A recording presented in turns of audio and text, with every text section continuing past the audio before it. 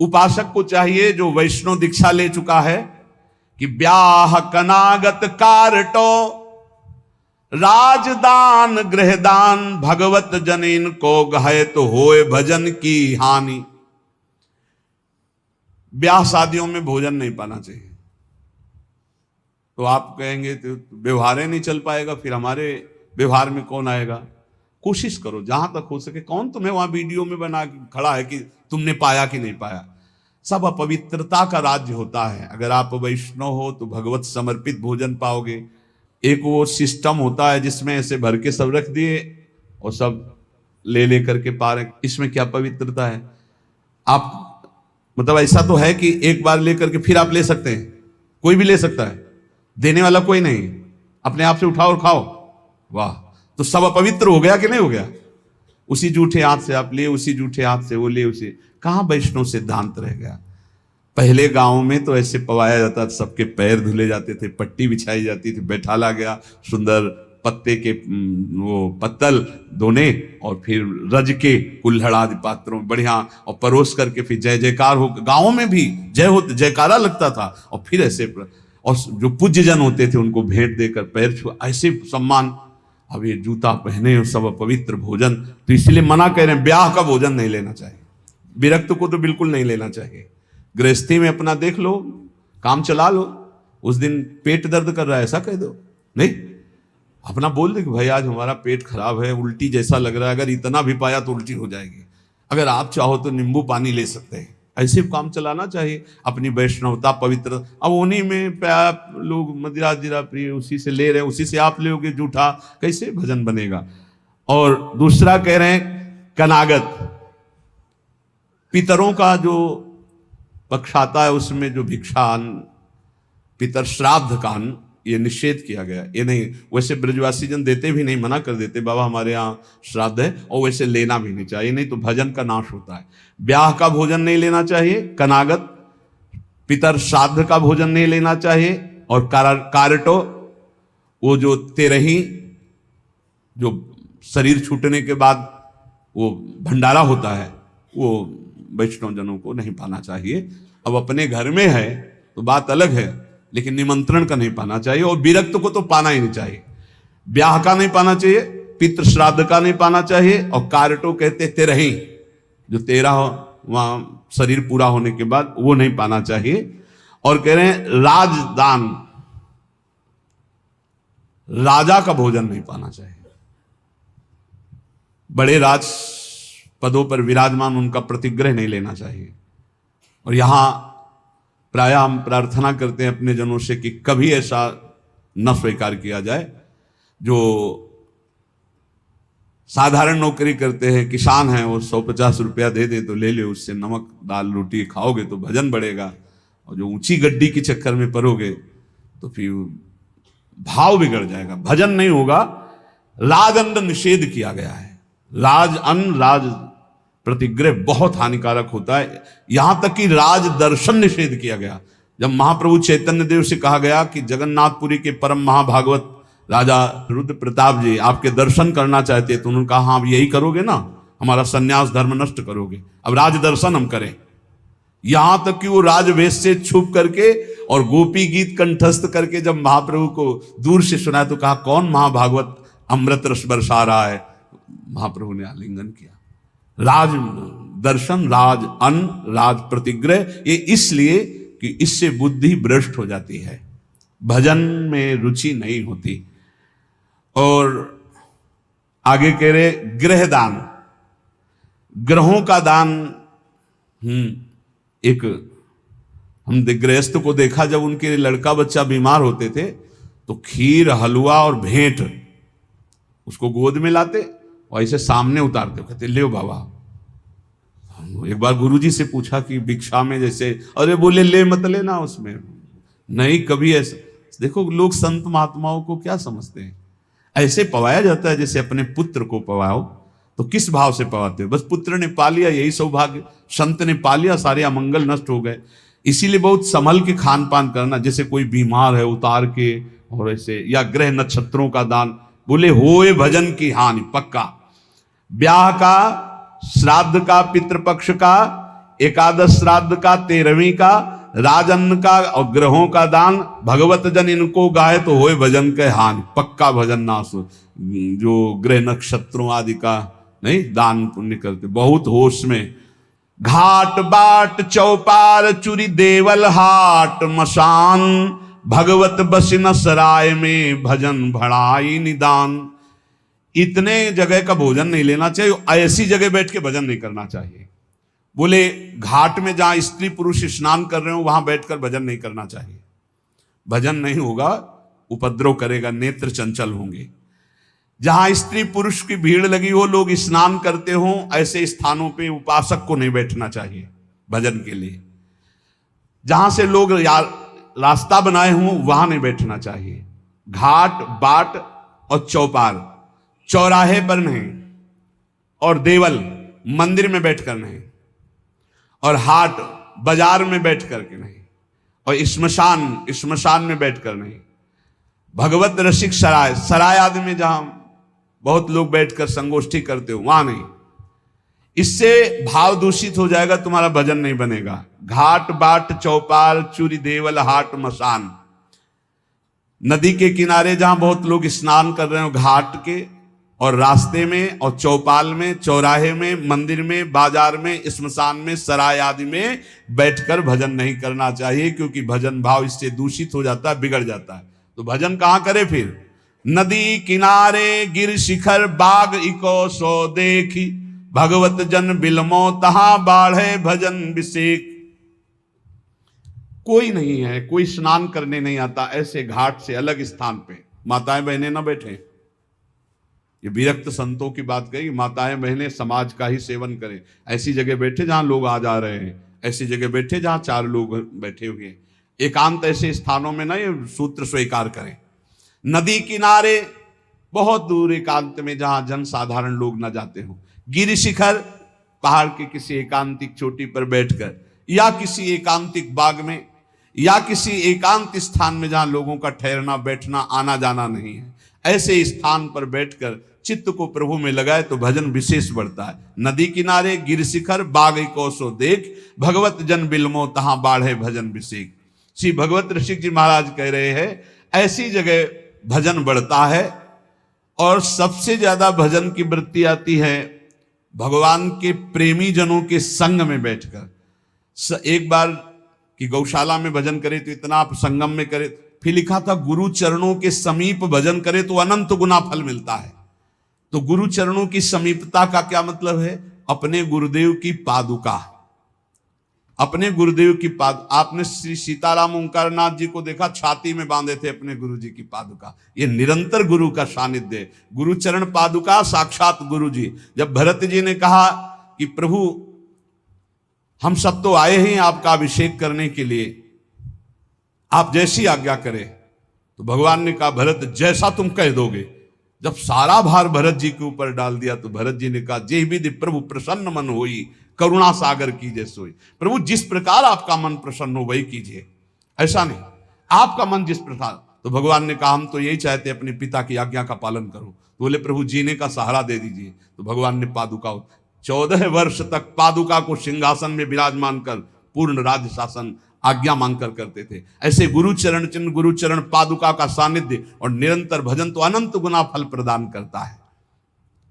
जो उपासक अपने गुरुदेव या भगवत भक्तों को सबसे बड़ा मानता है त्रिभुवन में, उसी का भजन सिद्ध होता है। ये भी बात समझ लो। भजन न करने वाले के हृदय में दुनिया का प्रपंच आता है। नहीं तो गुरु जब मत्ता परतरम नान्यत किंचित अस्ति धनंजय, मेरे सिवा कोई है ही नहीं, तो गुरु तो साक्षात परब्रह्म है ही। को कहे अवनी बड़ी, भगवत ऋषि जी कह रहे। कोई कहता है कि संसार में सबसे बड़ी भूमि है, पृथ्वी सबसे बड़ी है। तो कोई कहता है नहीं, पृथ्वी से बड़ा तासु दूनो समुद्र पुनी, पृथ्वी से बड़ी समुद्र है, पृथ्वी से बड़ा, क्योंकि पृथ्वी से कई गुना बढ़कर जल है, तो समुद्र बड़ा है। तो बोले सो अंजुलि भरी लियो ताई सोख्यो अगस्त मुनि। बोले समुद्र से बढ़कर अगस्त मुनि है, क्योंकि अंजुलि में रख के समुद्र को पी गए। तो बोले अगस्त भी तो आकाश में एक तारे की जगह है, नव अगस्त को बास छिपे उद्योत भानु के। जब सूर्य प्रकट होता है तो उनका टिमटिमाना भी नहीं दिखाई देता, आकाश में विराजमान है अगस्त। पृथ्वी से बड़ा समुद्र, समुद्र से बड़े अगस्त जी, क्योंकि अंजुलि में पी लिया। अगस्त जी आकाश में तारे की तरह चमक रहे, लेकिन जब सूर्य प्रकट होता है तो अगस्त का तेज छुप जाता है। और वेदों में कहे हुए सूत्र है कि जो सूर्य है, भानु वेदियों कहा है चक्षु है चक्रपाण के, सुदर्शन चक्रधारी भगवान श्री हरि के नेत्र के प्रकाश से सूर्य प्रकाशित है। तो भगवान के नेत्र सूर्य से बढ़कर प्रकाशवान हुए। और ऐसे भगवान चक्रपाणि हरिजन के हृदय कमल कीन हो निवास। भगवान कहते हैं मुझे भक्तों ने अधीन कर लिया है, अहम भक्त पराधीनो असुतंत्र यदि। ऐसे भगवान भक्त के अधीन है तो सबसे बड़े हुए भक्त। पृथ्वी से बड़ा समुद्र, समुद्र से बड़े अगस्त जी आकाश में। और अगस्त जी भी भानु के तेज से मंद पड़ जाते हैं, और भानु का तेज भी भगवान के नेत्र से प्रकाशित। तो भगवान श्री हरि भक्तों के अधीन है, भक्तों के हृदय में रहते, इसलिए सर्वश्रेष्ठ भक्त। जो भक्तों को सर्वश्रेष्ठ मानता है, गुरु को सर्वश्रेष्ठ मानता है, उसके हृदय के सारे दोष नष्ट हो जाते हैं और निश्चित वो भगवत प्राप्त हो जाता है। संतों ने कृपा करके हमें भगवत उपदेश किए हैं जिससे हमारे सारे दोष नष्ट हो जाए। कह रहे हैं कि इस संसार में कैसे जाना जाए कि आदमी नरक जाएगा, अपने को कैसे जाना जाए कि हम नरक जाएंगे।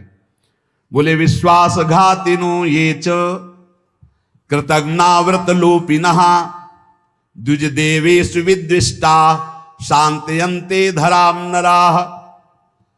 जिसने किसी को विश्वास दिलाया और विश्वासघात कर दिया उसको नरक की प्राप्ति होगी। विश्वासघाती महापापी माना जाता है, कभी विश्वासघात न करे। कोई शरण में आ जाए या किसी को वचन दे दे या किसी को विश्वास दे दे फिर विश्वासघात करे, उसको नरक की प्राप्ति होती है। दूसरा, कृतज्ञ, तुम्हारे साथ उपकार किया, तुमने उपकार नहीं माना, उसका अमंगल किया, नरक की प्राप्ति होगी। तीसरा, आज से मैं ये करूंगा ऐसा व्रत लिया और व्रत तोड़ दिया बीच में, उसको नरक की प्राप्ति होगी। ये खिलवाड़ नहीं है कि मैं ये व्रत लूंगा, ये ऐसा करूंगा, मैं ऐसा धाम जाऊंगा, ये इतने लोगों को भोजन कराऊंगा। ये कई लोग ऐसे होते हैं जो बड़ी बड़ी बातें कह देते हैं, उनको पता नहीं कि ये खिलवाड़ नहीं है। ऐसा कर दूंगा, ऐसा कर दूंगा, ऐसा कर दूंगा, और किया कुछ नहीं, वो पहुंच गए नरक। व्रत का उल्लंघन करने वाले, प्रतिज्ञा का उल्लंघन करने वाले, नियम का उल्लंघन करने वाले नरक को प्राप्त होते हैं। मैं इतनी परिक्रमा करूंगा, मैं ऐसा करूं, कुछ भी नहीं। कोई नियम को ऐसे मत लो कि मैं ये करूंगा।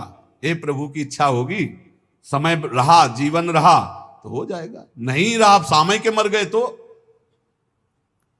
ये बात ध्यान रखिए, आगे चलकर मैं सन्यास लूंगा, विरक्त होके वृंदावन वास करो, नरक जाओगे अगर नहीं विरक्त हुए तो।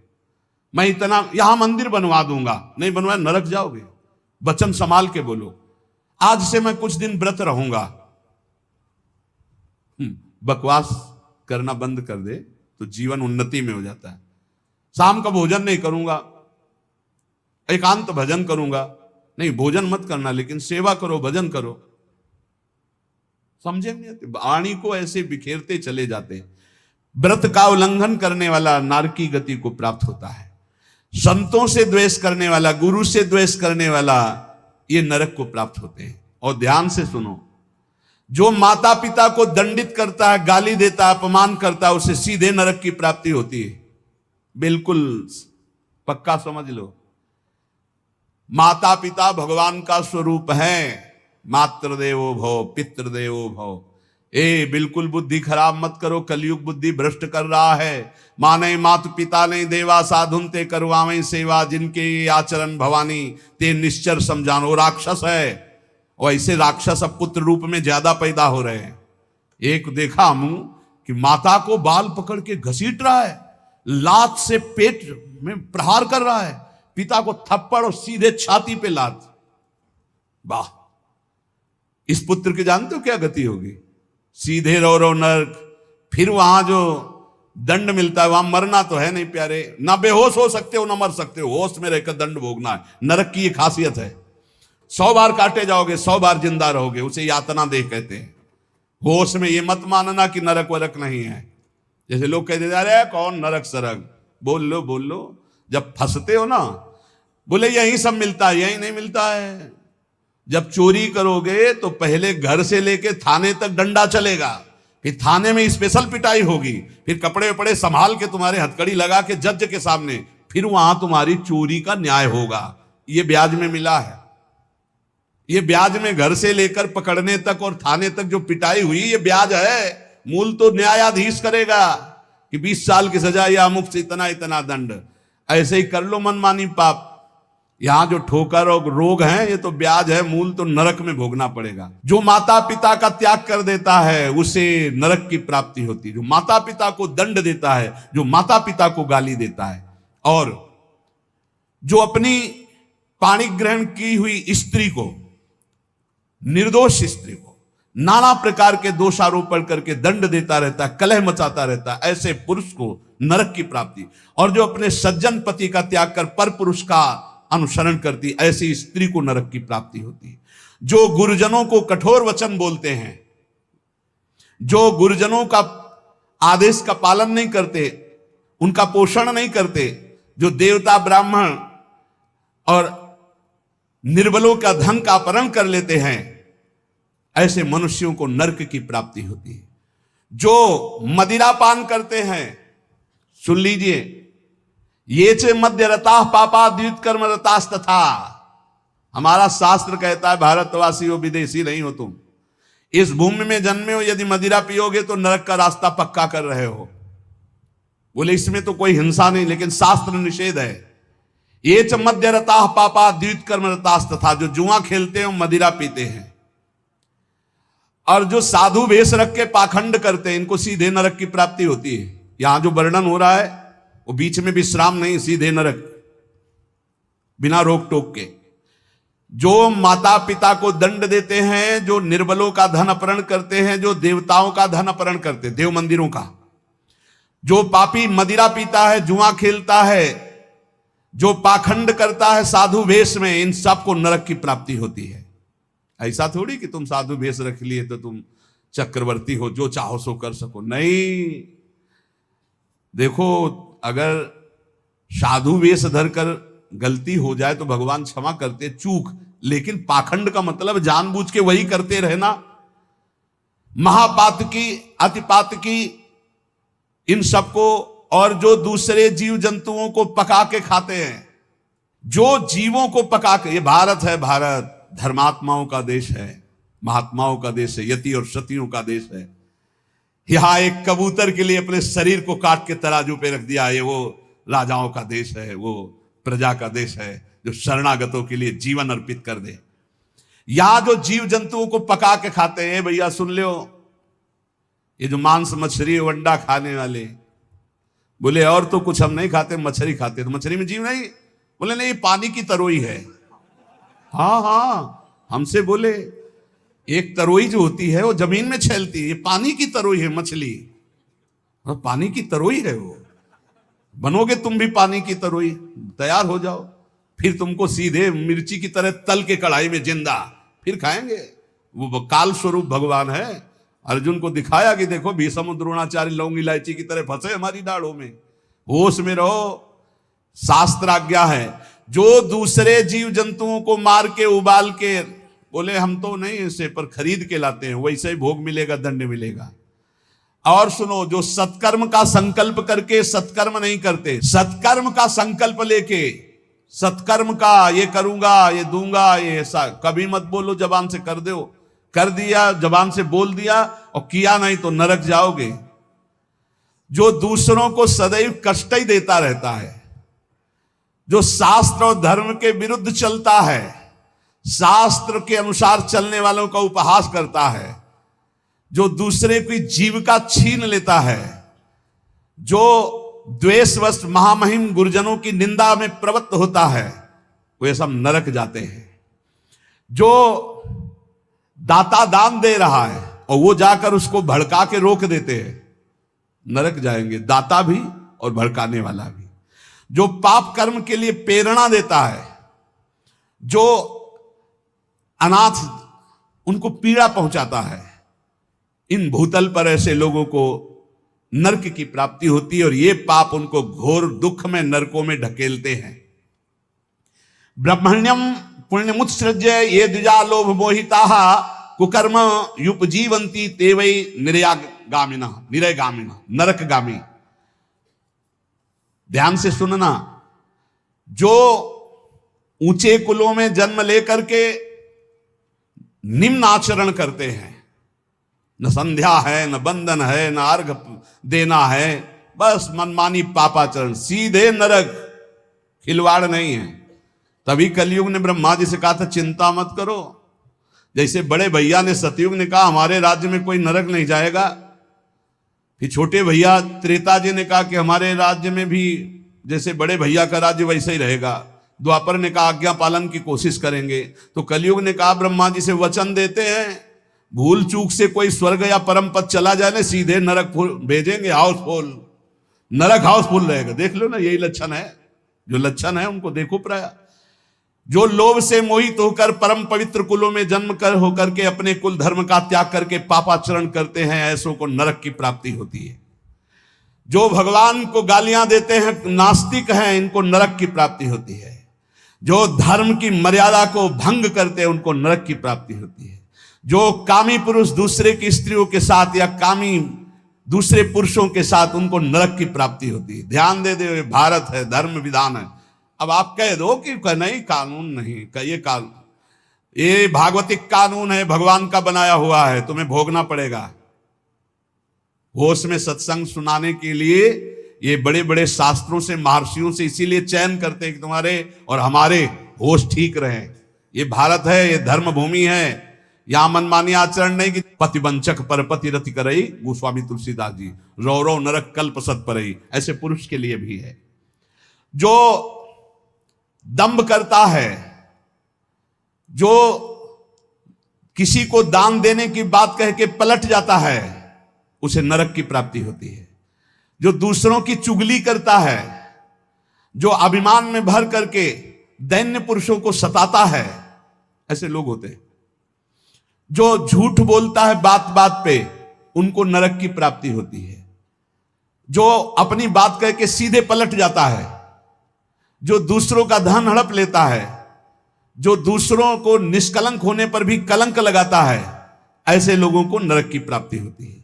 जो पराये सुख और संपत्ति को देखकर जलते हैं, जो प्राणियों के प्राण लेने में बड़े सुख का अनुभव करते हैं, तलछा तलछा कर मारते हैं, बहुत निर्दयी लोग हैं, बहुत निर्दयी लोग।